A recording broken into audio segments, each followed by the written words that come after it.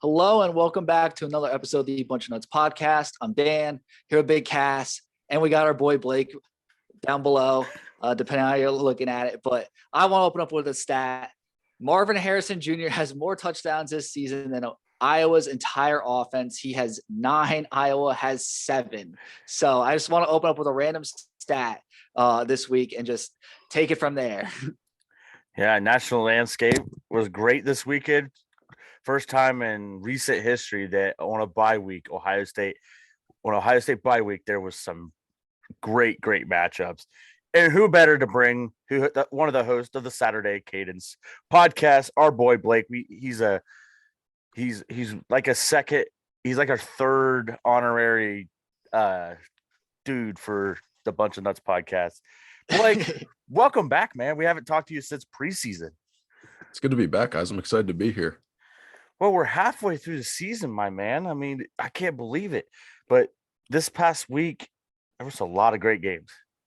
It was an incredible Saturday of college football. And I mean, yeah, you looked at the calendar, and you're like, how are we halfway through October? Already 7 weeks in or 8 weeks in. And we've got another good slate this weekend. But man, Alabama and Tennessee, that was a lot of fun.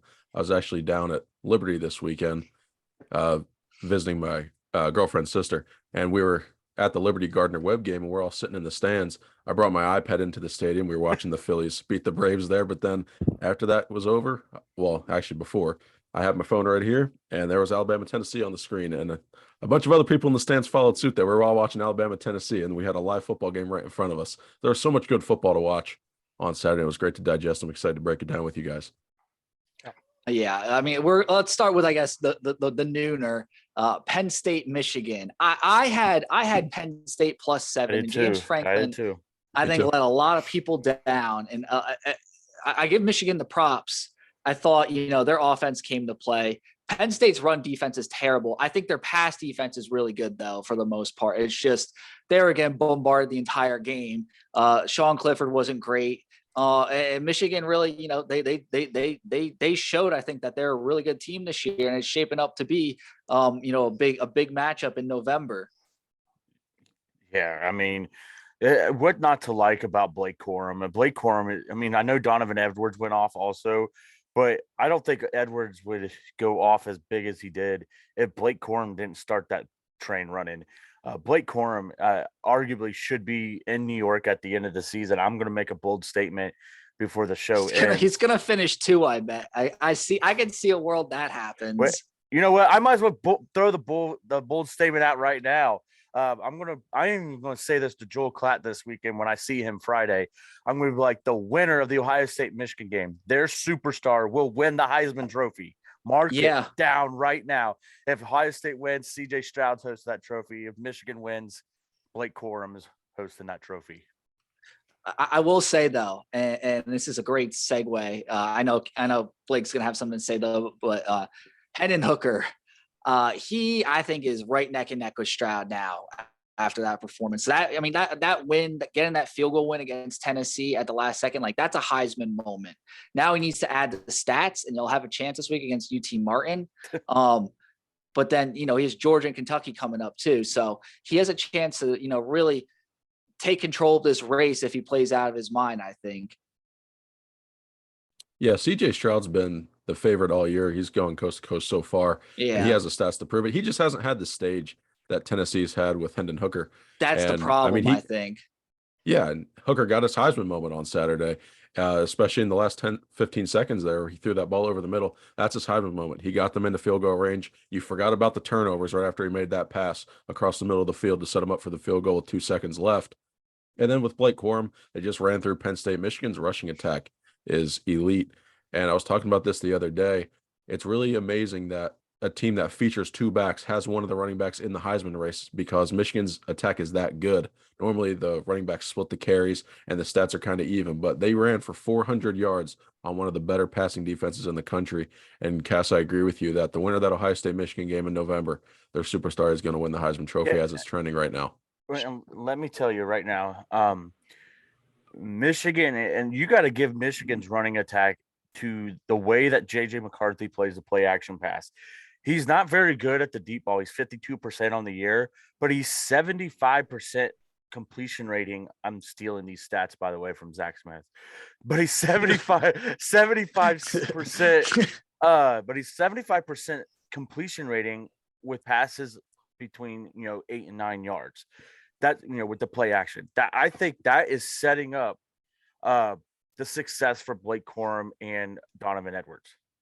Yeah, when you look at Michigan's offense, they don't like to stretch the ball vertically down the field like an Ohio State or a Tennessee or a TCU. I don't think they have the receivers, to be honest with you. They don't. I mean, they use the tight great ends when talent. they do it. Yeah, they have great talent outside.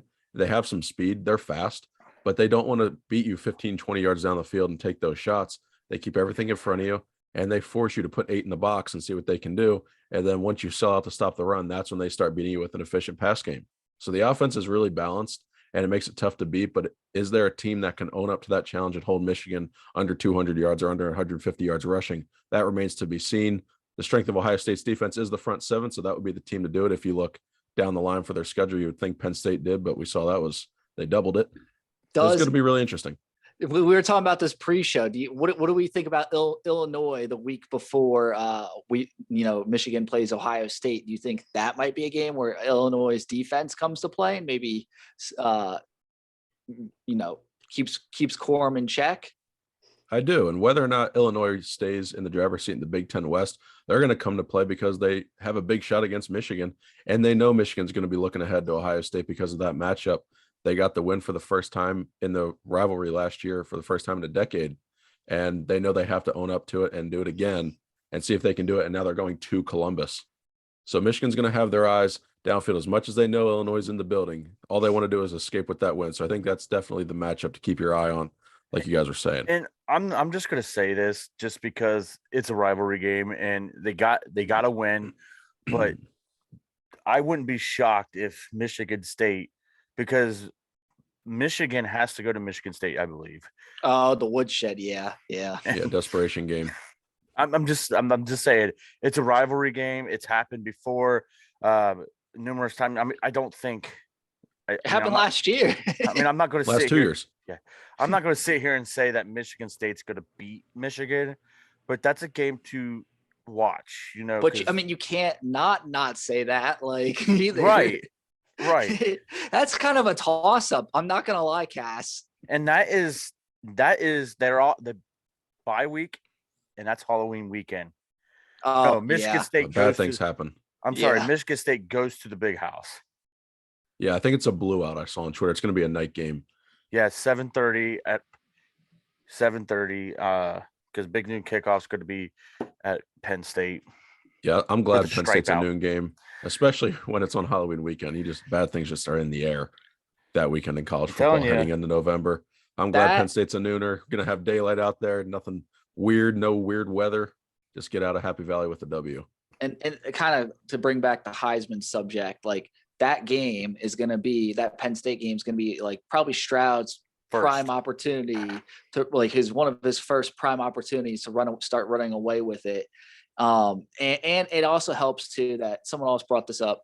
If JSN's hurt, Travion Henderson's hurt, Mayan's having a great season, but I don't think Mayan's would take many votes from Stroud. So Stroud's not getting cannibalized by other Ohio State guys as years past, which is kind of playing into his hand, I think. Right. So we talked about Heisman, man. So let's switch gears, over to Tennessee, Alabama. What a great game! What a fun game! Oh. No, I love defenses. I like when it's high score with great offenses, high scoring game. I like the 35-37 game type games. But this game was 52-49, and I enjoyed every minute of it. And I hate the SEC, and it was so much fun to watch. That's one of the best games in recent memory, honestly. A shootout like that. What happened to the SEC dominant defenses? That's the question, because both defenses were atrocious. The Tennessee's DBs, granted they were a couple of them had out, but Alabama's wide receivers haven't been good all year, and they torched Tennessee. They were also missing their safety because he was they were missing 2 or 3 DBs, I think. Yeah. Jahmyr Gibbs is kind of carrying Alabama's offense this year too. I mean, I know you have Bryce Young, so let's keep him absent of this statement. He might cannibalize Bryce Young votes. Yeah, but if you look at Alabama's offense in the last 2 years, without Jamison Williams and Jahmyr Gibbs out of the transfer portal, there's not much production outside of those guys. Again, absent Bryce Young because he's a magician. But Alabama's really relied on that transfer portal because those wide receivers are not what they've been in recent years, and the defense hasn't been what it's been in recent years. It's not stout, so you're seeing Alabama get exposed. Yeah. It's honestly, they're not getting – their recruits aren't as big and strong as they usually come. Usually they're just like so much bigger and stronger. Dan, I remember we talked about this a couple years ago when Buckeye fans were going crazy because we did not land Jordan Battle, but we got Lathan Ransom. I mean, I'm kind of liking that situation now. I'm fine with it now. I mean, Lathan Ransom's playing very well with Ohio State, and Jordan Battle is struggling. I've never been really disappointed by the play of Lathan Ransom. So I would say we won that for the most part. I think how Lathan fits in, I think, is better than what Battle would provide for us. In my opinion, like I think it's a better fit. So I say it's a win. I agree too. And I love the game plan that Tennessee did. They shade away from Will Anderson. They took him completely out of the game. And Will Anderson talked about pregame. He was anxious. I think Will Anderson lost his shot at going to New York just because of this game. Yeah, it's Alabama's problem, I think, is that they're not a great team this year. They're just a collection of three or four really good superstars in college who are clearly going to the league, will probably have great careers. And the rest of the guys are just they play like janitors in my, some of these guys are just not good if compared to other Alabama teams past when I watch them play. And I know that's really harsh to say, but I think it's obviously Bryce Young, Will Anderson, Gibbs, and then somewhat Battle. I think that's what really carries them. And the tight end too. Elias Ricks. Elias Ricks has struggled. Yeah. Guys, I'll give you a stat from Alabama this year. First of all, I mean, you could hear the roars of Rocky Top and Neyland Stadium from Lynchburg. It was unbelievable. You just see it off in the distance. Probably heard it here in Columbus. Oh, yeah. It was like the shot heard around the world. But that stadium, it made Alabama look shaky. You don't see Alabama get rattled like that. But again, we're saying Alabama doesn't have these weapons. They don't have the stronger defense like they usually do. But the area that I'm looking at with Alabama, that's the indicator to me that this is not a national championship team, unless they can fix it drastically, is they're penalized all the time. In their two biggest games this year, they played Texas and Tennessee. Alabama had 32 penalties combined in those games for 230 yards. And then against Tennessee, they had 130 penalty yards, which was more yards than they had rushing, which was 114. Again, I know they played from behind and it was a shootout, but Alabama got penalized for more yards than they had rushing. Never in Nick Saban's tenure would you see that tolerate it. You can also make the argument because, the recruits they have on the field right now aren't that great. And now, they're heavily penalized. Is it Saban? Is Saban losing his steps maybe this year? Probably not, but you gotta ask. Has Nick Saban had 32 penalties in his whole career without those two games? I think this is what I think. I think college football, the speed of the game, the NIL, the transfer portal has caught up to Nick Saban. I really do. The GOAT, the greatest coach of all time, college football coach of all time, but I think he's like you said, he's relying on transfer portal at a main position that helps your quarterback, a wide receiver. Jahmyr Gibbs came from the transfer portal. So what is going on? It's time. Is it time for him to revamp his coaching staff? I know he's got Bill O'Brien, but he's had this wide receivers coach there for a long time. And they you go. When I look at Alabama like that, you see and Nick Saban and Cash are saying has everything caught up to him.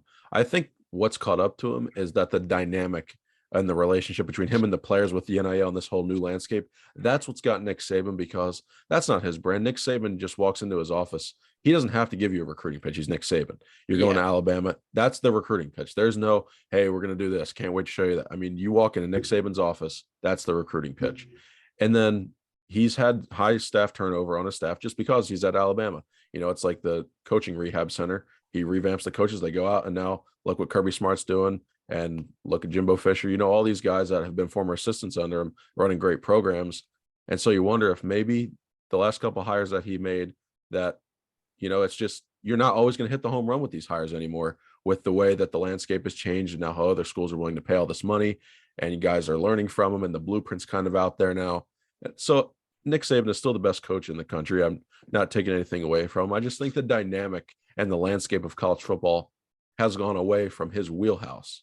So he just has to reinvent the wheel a little bit and look at his coaching staff, and they'll get back. Yeah, he's got to adjust. And just like Lane Kiffin says, everything's illegal now. Everything's legal now. So, I mean, time to adjust. Which a lot of people, November 12th, Ole Miss, Alabama, Ole Miss will be coming off a bye. So that's another game a lot of people are looking at. We've talked a lot about Alabama, but go ahead, Dan. I was gonna say, we talked too much about Alabama. I do want to say, I'm happy for the people of Knoxville, Tennessee. That was like they had a great like the view of the stadium and everything was beautiful. Like that stadium is one of the most beautiful stadiums in college football, like on the river right there. It kind of reminds me a little bit of the shoe. The shoe is a lot better, but it's similar concept in my opinion. Happy for them. Happy for Smokey, the dog. Like I love that dog. It looks like Carmen. So I'm like happy for Tennessee, but we got to talk about Iowa. So what are our thoughts on Iowa? Real quick. Dumb rednecks throwing goalposts in a river. Oh, yes. And a GoFundMe for over $100,000 for new goalposts. They got new goalposts. My wife's like, why couldn't they just take them off the practice field? I don't know. That's literally 3 students' tuition there for like a semester. So like, that's not that expensive. They just need to admit like 3 more students or something. They had the fund and the goalpost built into the budget already this year, and they were already making new ones. Exactly. Yeah. Oh yeah, but Iowa. Let's go back to Iowa. Iowa. Man. So yeah, lonely Iowa, 3-3. Pretty dreadful on offense. Like I said, Marvin Harrison Jr. has more touchdowns than they do. I think mine might have close to just as many as they do, or he might be one less. They're terrible on offense, boys. They are terrible. And somehow I feel like our corners are going to give up a big play, but that's all I'm worried about is just our corners giving up one big play to this offense. But I think our defense should take care of him. No problem. I will say this, Petrus he has a good arm. He's a very good arm watching the film on him. Emeka Buka has 6 touchdowns, by the way. Yeah. So guys, I have a question. Who's thrown more passes this year? Spencer Petras or CJ Stroud? Definitely Petras. Stroud. Petras by 1. Yeah. What? Yeah, I thought the same thing when I read that earlier. I said wow. Spencer Petras. Yeah, well, I thought it was one of those. I thought it was one of those questions like, oh yeah, that's why it says Spencer Petras. Yeah. His problem is he's been sacked a lot. He has 18 sacks, and he's also been playing in 4-quarter games. CJ Stroud hasn't. Yeah, and in the second half, I hasn't done the ball much. He only has 3 picks, like a 50%, I think like 54% completion or something. Yeah, he's 87 for 161 for 2 touchdowns. He's not making mistakes. If you watch the film, he doesn't really make like bad mistakes. It's just more he doesn't have help around him, and he's a limited athlete. But his arms are incredible. They're not trotting George Kittle and T.J. Hawkinson and Noah Fant out there. No, I mean. They have no tight ends, no wide receivers. They don't even have a running back. Like this offense is putrid. Like it makes me want to puke. Now their defense, it's gonna be tough to watch. Their defense is not that bad. Their defense is very good, I think. And they got obviously Captain Jack or whatever, their linebacker. He's pretty good. And like if you go through all the games, you look at the scores, they never really got blown out. It was just usually, they would give up something in the 20s, let's say, and their offense would put up 10. That's how most of their losses look.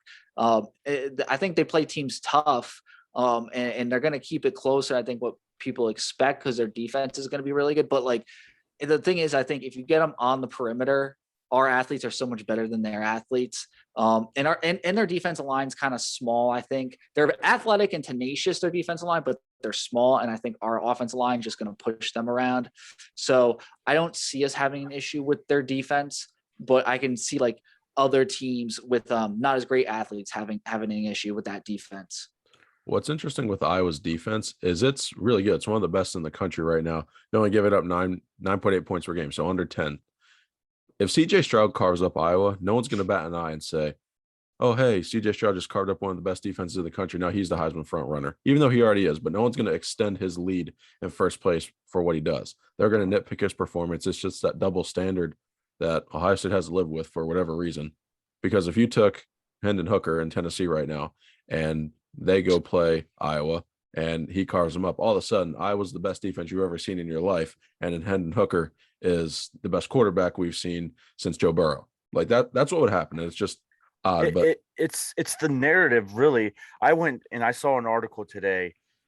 Herbstreit, Galloway, Pollock, and Reese Davis. Every single one of them had Ohio State number 1 in their top 6.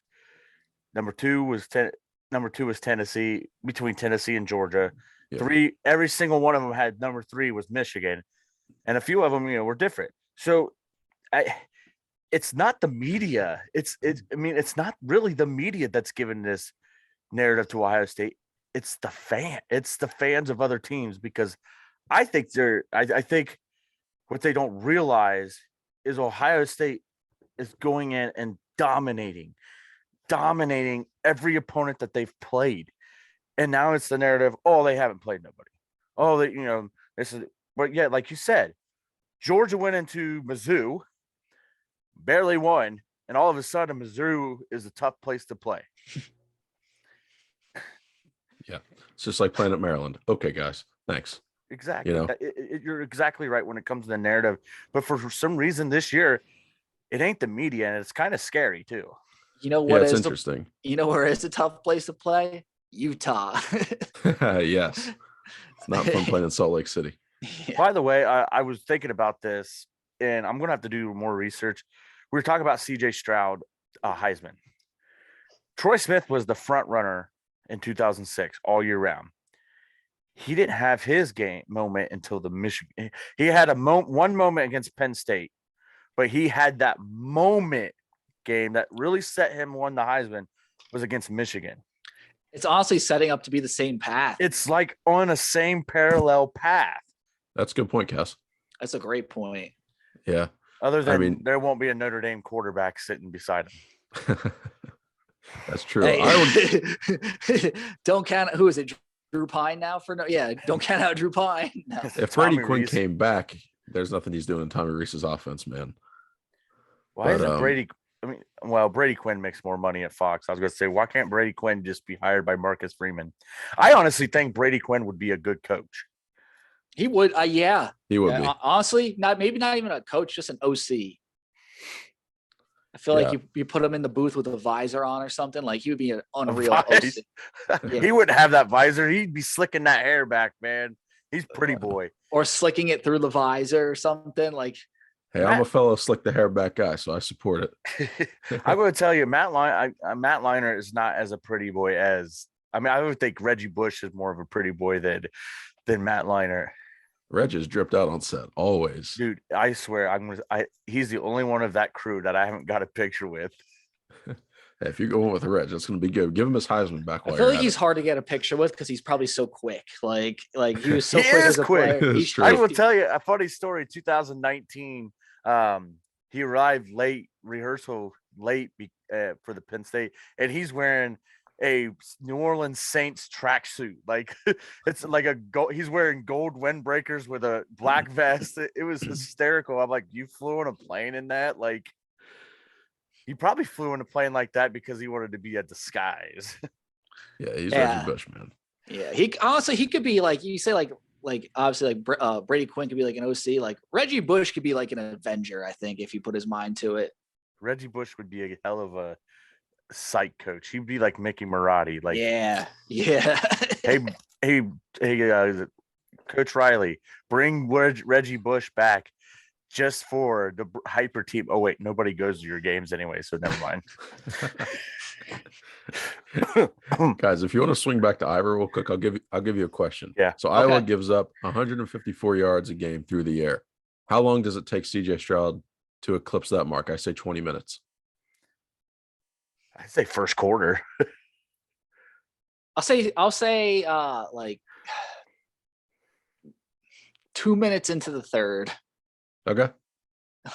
He'll come out halftime a little short and then hit it like real quick. I think he's good. I think they're going to get it in the first quarter. I think they want this narrative that, they're going to, especially if number 11 is going to be out there, which, by the way, he was, according to Dave Biddle, he wasn't full speed running, but he has no significant limp and he's just catching footballs from the machine.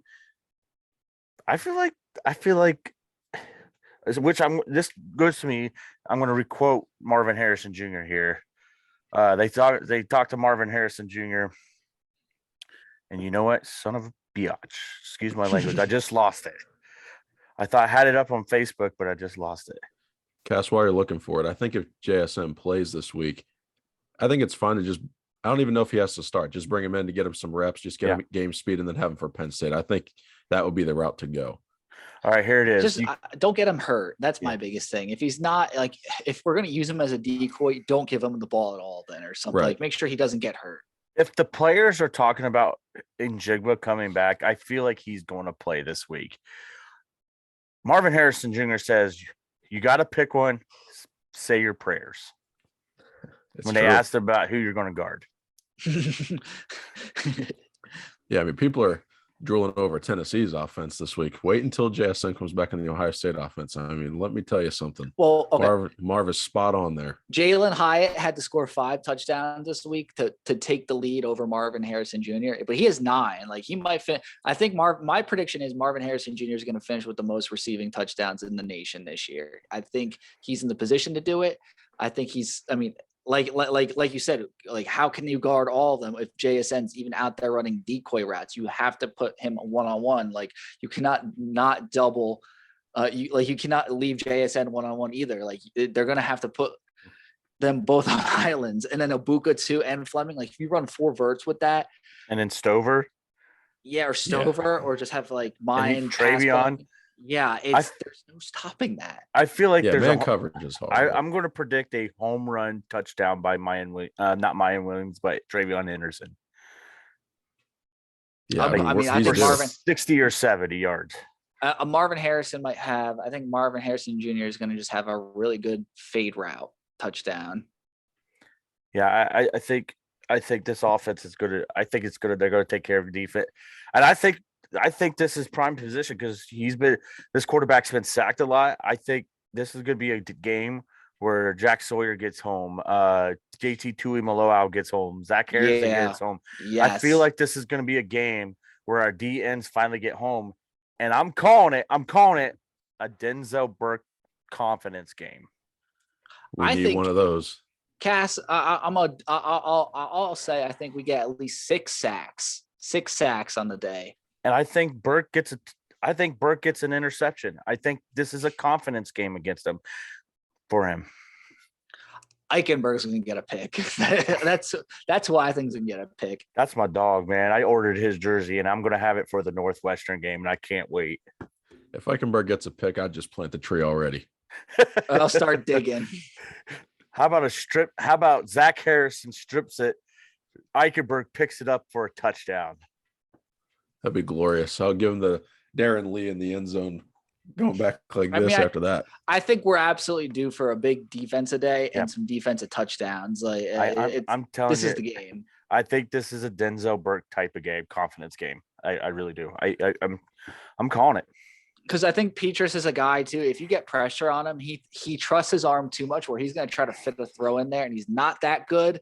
He has a really good arm, but he's not that good, and he's gonna throw it maybe a little behind a receiver too. And I could see Cam Brown getting pick 6, Lathan Ransom pick 6. I know that McAllister pick 6. I know any of those combos. Yeah, and I know Solano and Walton have been working on the DBs playing on the ball because the coverage is theirs. They just don't. It's for some reason they forgot how to play on the ball.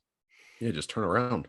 That's correctable though. That's very, very correctable. The scary part is not just correctable. It's just turn your head, and once like the coverage is like, once you master the coverage and you're just able to like make the play on balls, that you're gonna be scary then.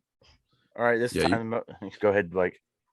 You guys took all the good predictions on defense, so I'm going to say Ohio State scores a special teams touchdown this week. I feel like they're okay. Good. Haven't had one in a while. Ibuka ran back the punt. It got called back. The Buckeyes score on special teams this week. Chip train him. That'd be great. That would be fantastic. But I would like to see Ibuka do it. I would really would. Me too. All right, this time, go ahead, Dan. I don't care who does it. Just someone do it. Just someone do it.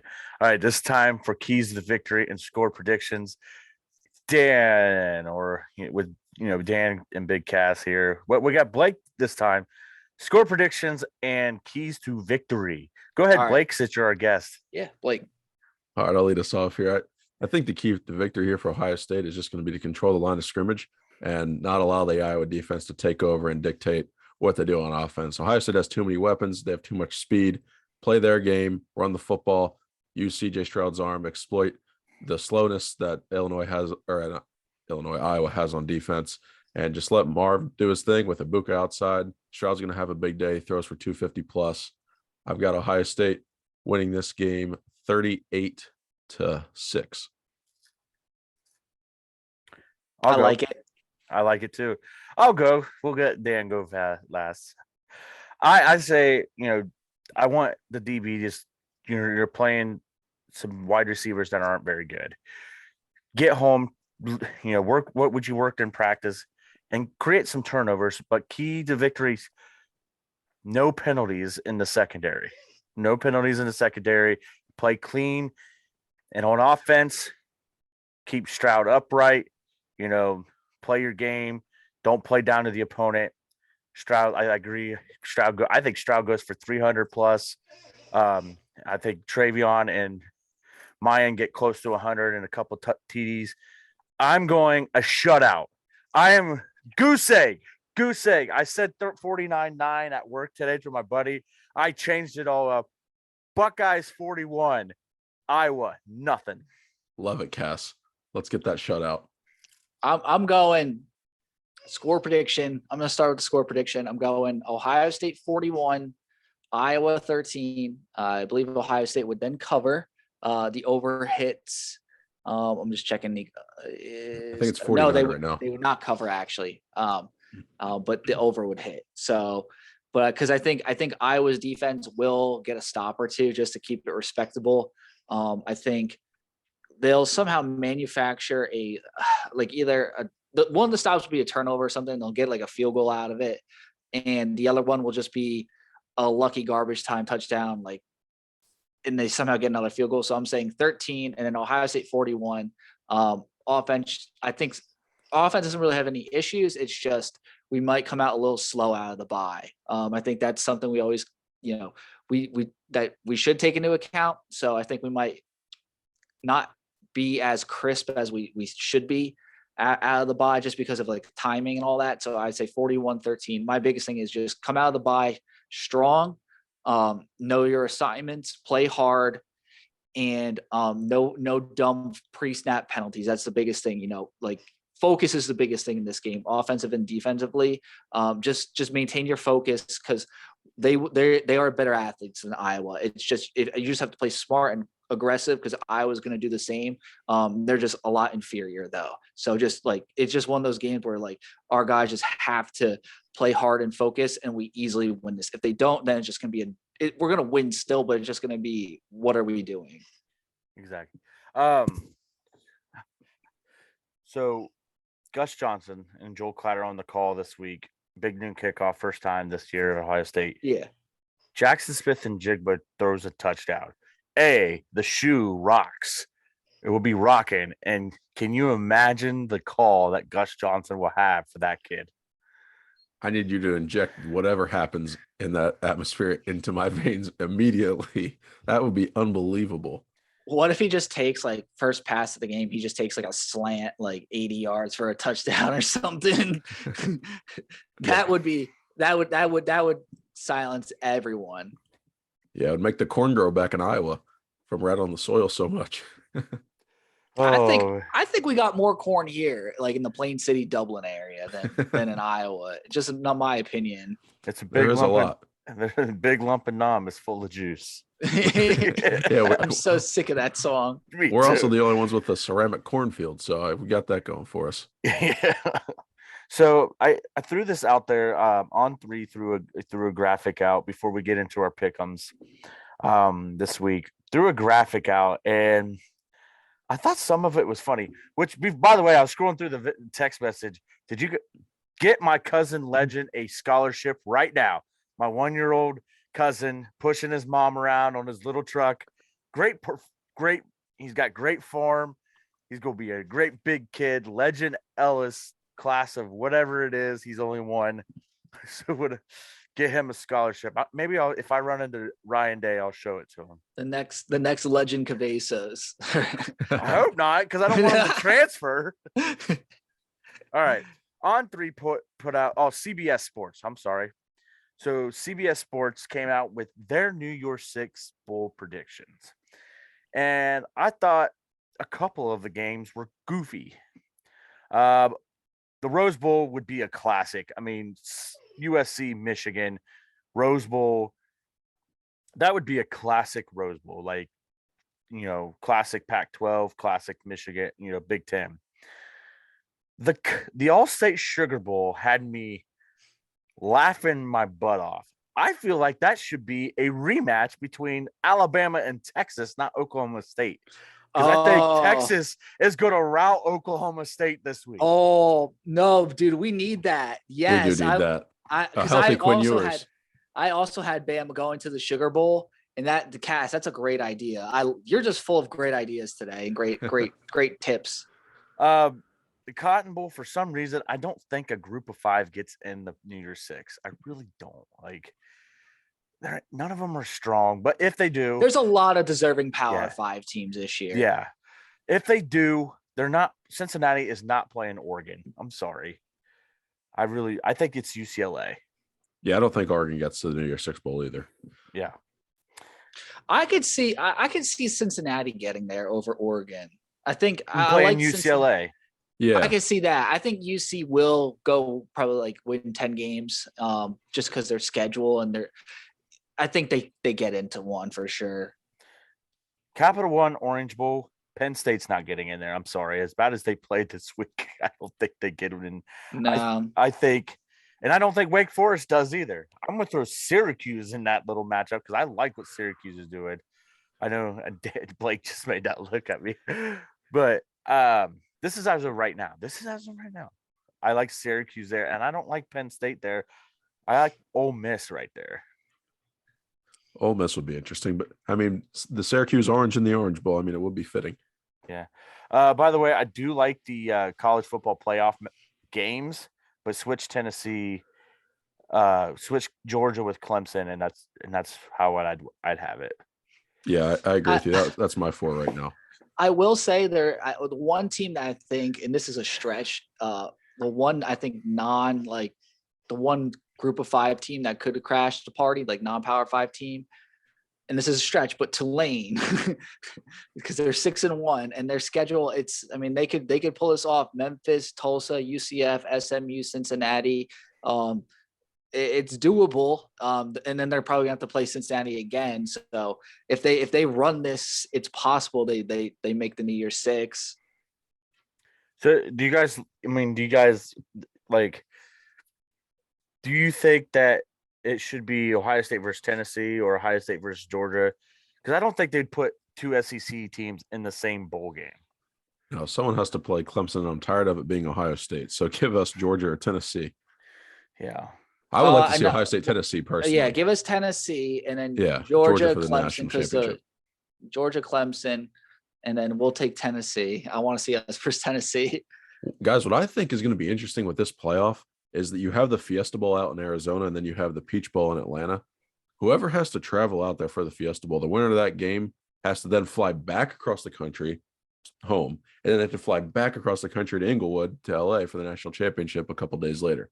So that travel's just going to be really interesting there. So I'd rather get the number 1 seed and go to Atlanta. I feel like that has never phased Gene Smith before too. I feel like he always embraces the travel with this stuff. Like, so Always. I'm mentally, I'm already prepared. We're going to be the team that does the We're travel. going to the Fiesta Bowl, by the way. And 100%. We like it better anyway. I mean, I would like to go to the Peach Bowl. I mean, me too. I want to actually go to the semifinal, but my friend just moved out to right outside of LA. So I told him if we go to the national championship, I'm flying in and we're going. We need to just like, I know it doesn't apply, but like if we can ever get the Sugar Bowl, because the Sugar Bowl is where Ohio State, I think, plays the best in the bowl games. That's that's our home bowl field, and like the Rose Bowl too. That and Jerry World. Yeah. Tressel years, it was the Fiesta Bowl. Actually, we played pretty good in all of them, except maybe the Fiesta. The Fiesta is the one that's always like only against Clemson for whatever reason, but we exercised those demons. In 2020. Yeah, you're right. I don't think we play well in Miami. No, that's fair. The Orange Bowl, because we lost the national championship and then we got smoked by Clemson. Well, no, we didn't get smoked. We got robbed an Orange Bowl in 2013. Or 14, whatever it is. When Braxton got hurt, and then Sammy Watkins was a man-child. But like, Boyd. That game was good for us because like Von Bell learned how to play safety that game. If you watch that game.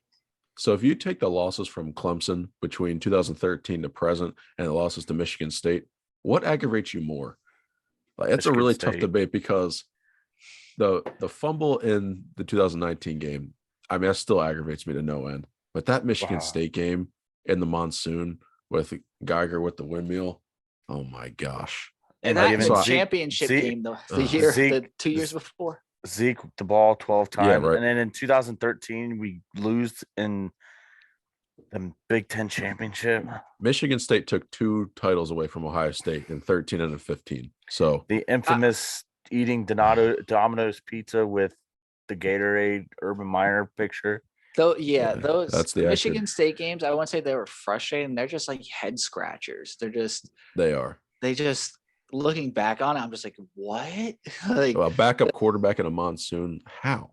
The Clemson fumble game, I was genuinely furious. So me too. It's two different emotions. I blame Ed Warner in 2015. That's who I blame. I'll take that. That's a great question. Any better, but gosh, I'd love to put that out on Twitter, see what the people think. By the way, Yankees are down 2-1 to you, the 2 Yankee fans on this show. Cavaliers are going to lose to the Raptors game 1. It's a long season.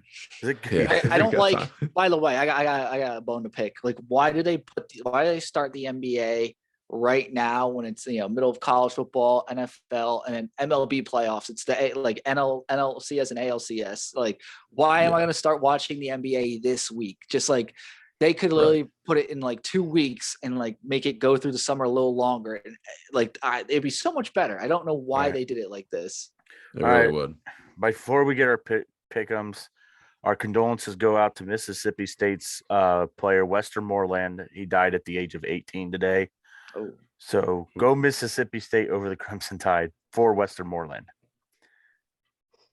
Yeah, that's sad. What happened? I mean, what happened? Like that's kind of breaking. This was earlier. The school announced that he passed away, and it was a sudden death. It doesn't say. Jeez. Mike Leach says Sam was a beloved son, brother, and teammate, and tremendous young man, and with limited future. No foul play was suspected and did not provide any details. He was a freshman, played high school football in Tupelo High School in Mississippi. That's sad. Well, R.I.P. Moment of silence. And we're back. All right. So I think it's time for our pick'ems. Do you want anything else, Cass? By the way, Alabama will be out. Probably will not be with Burton because this dude pushed a fan. Apparently, the fan wants to press charges. Yeah, could be a mess. Yeah, it's not a good. Yes, not a good situation I saw down that. there. Yeah, I don't know why we didn't talk about that. And by the way, he's not that good for that. He's just like a headache, that guy, because why is he transferring from a national championship team to Alabama? Because he's not good. Yeah, dude's crazy. I did see the video. I think there was a parody account that said that he's in jail or something. Or got arrested. I don't think he did. I think a lot of people are like outcrying. I don't know. I think he might get suspended. What do you think? I think he has to get suspended. There's no choice. He pushed a girl. There's no choice. You don't put your hands on women. So, all right. Pick'ems week 1. Going right up the top of the noon. Number 14, Syracuse travels to Death Valley. Is it Death Valley? Clemson. Death Valley Light. Yeah. Clemson's a 13.5-point favorite.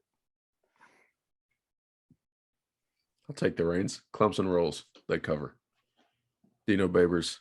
It's been good so far, but Clemson rolls. I'm taking Keys. Keys.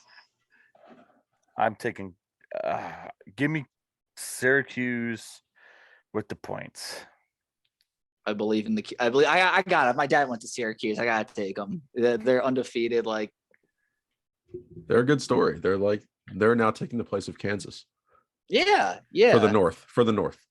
Okay. Kansas. Kansas got smacked, didn't they, by Oklahoma? All right. Here's a big one. We got 339 UCLA at number 10 Oregon. 3:30 kick. Autzen Stadium in Oregon. Let me pull up the spread. I've got it at 6 right now. Yes, Oregon -6. I'll definitely take UCLA +6 there.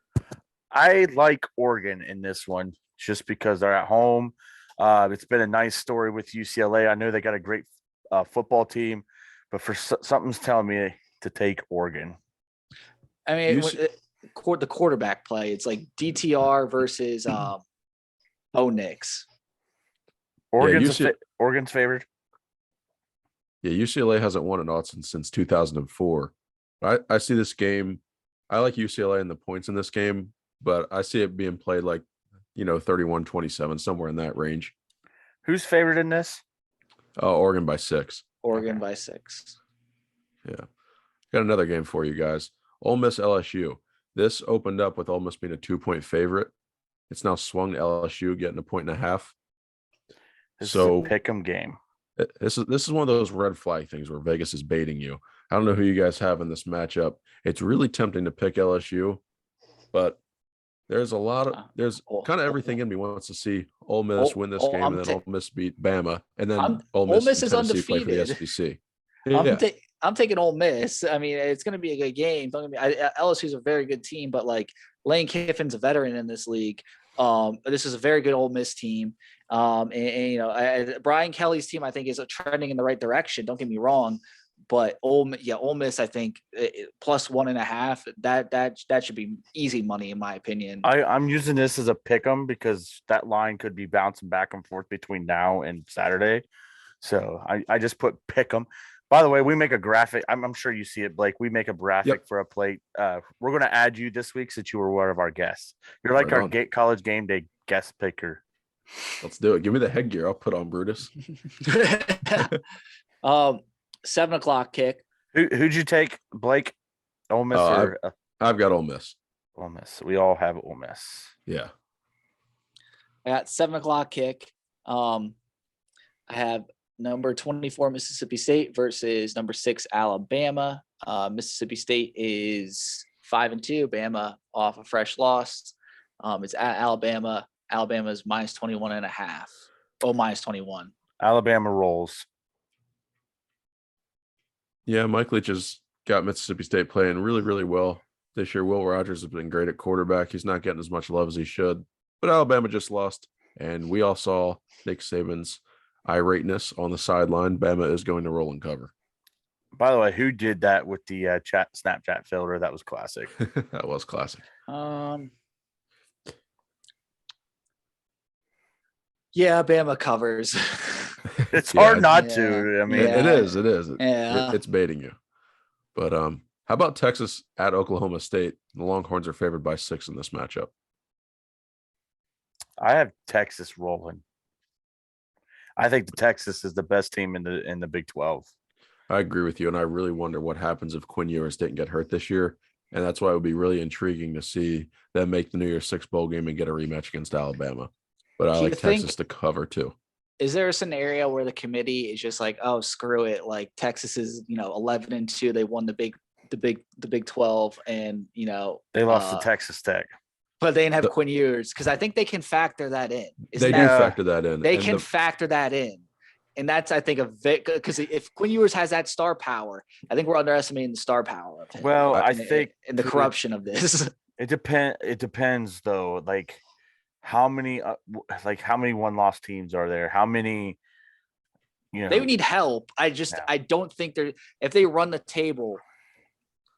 It's interesting what could happen, and I think that's a very important that's a big time conversation too, especially if one of your losses is Alabama, and you lost with a backup quarterback to Alabama by like a point. So I think in the other loss, you didn't have your starting quarterback. You can make a very good argument if you win the Big 12 and there's other teams with other losses, I think. By the way, go ahead. There's a lot of traffic in front of Texas to get there, but I can definitely see Texas being on that 6-team bracket where they're one of the first 2 teams out. Yeah. But I think the pathway to them for the playoff is they'd have to Ohio State, Wisconsin, everybody. And 59-0, like they'd have to absolutely demolish the rest of their schedule and kind of go through the gauntlet of the Big 12 on the back end there in November, and they'd have to roll everybody to get in that conversation. But Texas is good enough to end up in that top 6 at the end. Are you taking Texas also, Dan? Yeah, I'm taking Texas. By the way, we do tiebreakers. Blake, so my tiebreaker, I have Tulane covering over Memphis. That's my tiebreaker. My tiebreaker is Old Faithful, Blake. It's hit 2 weeks in a row. It's I got Toledo -7.5 against Buffalo. It's at Buffalo. I don't even care. Toledo's first in the West. Buffalo's first in the East. It's a battle for MAC supremacy, but Toledo is going into Buffalo and winning by multiple touchdowns. Daquan Finn is going to have a day. Always Toledo, whatever it is, just always on Toledo until they prove me wrong. Go Rockets, man. So this is like a super dog pick. Do I need to have somebody that's not favored, or can I just pick a team to cover? It could be any pick in the world. You could, if you want to do D3 football, or if you go, feel free. Just your pick, whatever pick you want for college football. Well, I was at Liberty this past weekend, so I'm tempted to pick Liberty +7 at home against BYU. But I'll take Penn State. So I do like that pick, by the way. I like Liberty +7 against BYU. Hugh Freeze knows how to win those big games. But I'll also take I'll do Penn State covering in the whiteout game. They actually get a win this time. Blake, that's going to be a really fun game to watch too. If that's on TV, that's definitely a one. I think it's on ESPNU. If Liberty pulls that off too, they're going to be so excited there. They might storm the field. Oh, they'll definitely storm the field. You think? Yeah. Oh, yeah. That's a good game. What was Toledo's points, Dan? -7.5. And you took Penn State. Penn State -4.5 at home against Minnesota. Okay. All right. We got some more games here, a couple of them. Kansas State, TCU. Kansas State. I'm going to go Kansas State on this. What's the line? TCU -3.5. I have it. So Kansas State +3.5. Yeah, absolutely. Yep. The Kansas State has been a very good team this year. They've impressed me. They Martinez is a dual threat quarterback. They have Deuce Vaughn. They've played teams tough. I absolutely Kansas State. I have TCU. I really like TCU. I can see the headline now. It's always sunny at Texas Christian University after they win this weekend. I think TCU covers. Sonny Dykes, what a start to his tenure. Yeah. Isn't it Gary Patterson, the head on Texas's staff? Yeah, he's like a defensive analyst or something like that. Yeah. So you got TCU as well. I believe that's all the games, unless there's one more you want to add, Dan. Let me look. See what's on the slate. Let me see if Hawaii's playing. Hawaii. That game won't until 3 a.m. and we'll still watch it. Important note: the latest the games start this week are 10:30. It's San Diego State, Nevada on CBS Sports Network, and Washington, California on ESPN. That's just I like getting that out there for the late night people because I'm always seeing what the late night game. There's nothing better when it's a good like ranked late night game. Unfortunately, this week it's not it really, but they'll be all right, I'm sure. All right. All right. Here's a game you guys have to pick with your eyes closed. Okay. This is one of the worst games we'll watch. Indiana Rutgers. Rutgers is favored by 3. Rutgers. Just gives you a headache looking at it. I'll take Rutgers too. Give me Greg Schiano fights Tom Allen. Yeah. That'd be a good fight. But that's all I really got for this week, boys. Anything else? Yeah, what's the line for Rutgers? It's 3. 3. And Dan, you took Rutgers as well? Yeah, absolutely. Why? Who's going to that game? I want to know, like everybody's mom. I feel like that's their homecoming or something. Yeah. I don't know why I'm taking Indiana, but I just am. Recency bias. Yeah, I will be sending these over to you, Dad. This is all I've got, man. All I've got. I can't wait. Tomorrow I'll be at the shoe. Friday I'll be at the shoe. Saturday I'll be at the shoe. It's a great way to spend the next 3 days. Yeah, absolutely. It's weird though because I have to wear jeans and a jacket tomorrow because it's supposed to be like high of 55. Friday's supposed to be like high of 60. And then Saturday, high of 71. I'm over this weather. Like this weather is terrible because it's going. I know Ohio's extreme, but the way it's been extreme the past like week and a half, it's taking a toll on everyone's bodies. I think everyone's sick, and it's not been a fun like 2 weeks in Ohio because it's literally been at 1.80 and it's been in the 30s. It's insane. Same here in Philly. I mean, I woke up this morning, went outside, it was 34 degrees. I was like, oh, no, thank you. Send this back up north. By the way, Blake, Dan and I are still on the quest when the Browns play the Dolphins in Miami in a few weeks. When Tommy Togiai trots out on the field, we're going to take a picture of it on the screen and say, we finally found Tommy Togiai in Miami. We think he's due for a big play, like a sack or a touchdown, bro. It's gonna happen. I'm calling it. It's gonna happen. It's gonna be like Noah Brown, like his breakout. Like Noah Brown's playing great football for the Cowboys, by the way. I like to say we called that here. By the way, the Bengals and Saints played a combined Buckeyes on roster 15 between both teams. 7 of them are on the Saints. It's like time travel watching that game. I know. Awesome. Yeah. And people were counting Burrow too because he spent time as a Buckeye. Like he's not a Buckeye, but he has a degree. He's a Buckeye. Like he's a Buckeye. They said players who spent time on an Ohio State roster. It was like 15 players because I forgot Keandre Jones, who went to Maryland, plays for the Bengals. Yeah. Oh wow. Yeah, he's like he practice counts squad. as a Buckeye. Yeah, like. He put on a uniform once. And you got Apple Toast, Eli Apple. I think he ratted out Chase Young, but that's neither.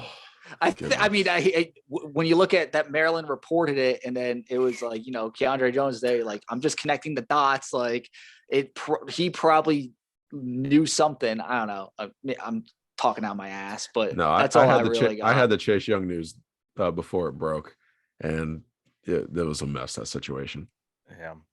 Well, I'm glad. Hey, we survived the bye week, Dan. Remember, nothing happened to Ohio State. Nothing happened to any of the players. It was weird. Like, it was weird. No one got arrested. No. Oh, wait, we're still 2 days away.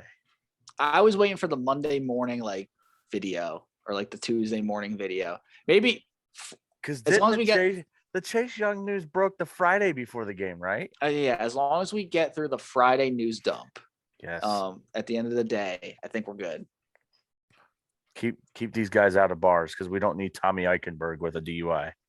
No, he would. Tommy's smart. He would not get one. By the way, by looking at Tommy Eichenberg and Cade Stover, those guys do drink Busch Light, right? Possibly, yeah. They probably make it themselves. Cade Stover definitely does. Guys, enjoy football this week. It's going to be a blast having football back in Columbus and Ohio State playing again. Yeah, absolutely. Yeah, it's going to be awesome. High school playoffs start next week, so get ready for that. For sure. But as always, thank you so much for listening to another episode of the Bunch of Nuts podcast. And as always, go Bucks.